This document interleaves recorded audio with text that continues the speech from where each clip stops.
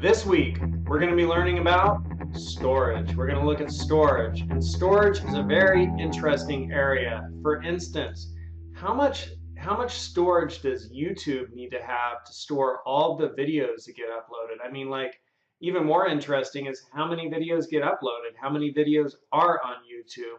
If you were to go to Google and search for YouTube statistics, it'll bring you to this page where you could see the most recent version of their statistics. But just check some of this stuff out at the time I'm making this video. More than 1 billion unique users visit YouTube each month. Over 6 billion hours of video are watched each month.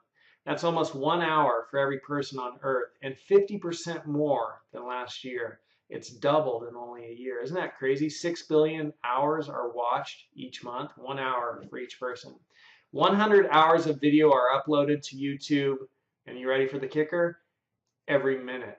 100 hours of video are uploaded to YouTube every minute. 100 hours every minute. Isn't that crazy? So, those are just some of the statistics up there, which are pretty fascinating. And then down here, there's some interesting statistics too.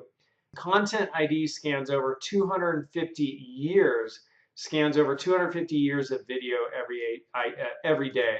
So that's the other statistic, which I thought was interesting. Content ID scans over 250 years of video every day. So later in the semester, as we learn about intellectual property, we'll take a look at YouTube and why they need to scan the videos to make sure that people aren't uploading intellectual property content that belongs to somebody else. So like, if Bruce Springsteen has a song and you go make a video with his song, YouTube needs to identify that you are using Bruce Springsteen's song. And then they have a method for Bruce Springsteen or whoever owns the copyright to that song to set preferences about what to do when somebody else uploads this song. And so that's content ID scans. And they do over 250 years of video every day. So storing all of those zeros and ones, right, over 6 billion hours, well, 100 hours of video are uploaded every minute. Like, I don't know how much video is in there in total, but it's got to be a chunk of storage, a big chunk of storage. So in this week, in the videos this week, one of the things we're going to look at is Google data centers, which is kind of interesting. And so I have a great resource to point you towards where you'll be able to learn a little bit about Google's data centers and how they store all of their zeros and ones. And it's important to remember that we're making a distinction here between primary storage and secondary storage. Do you remember the difference?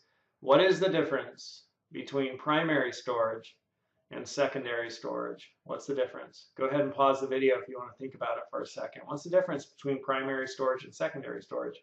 Hopefully you came up with this answer, that primary storage is memory, also known as memory, which is RAM, right?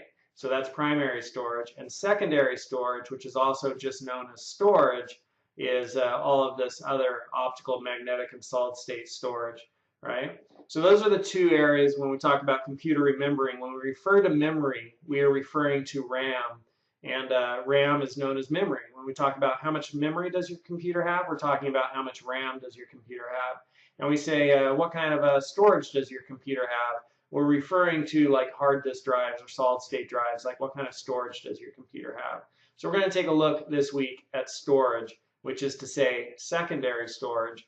And that's what this week's going to be about. We're going to learn about some of the different storage devices, like optical storage devices and magnetic storage devices and solid state storage devices. We're going to take a look at a little bit at some of the components within some of these devices to see how they work. So that's what this week's going to be.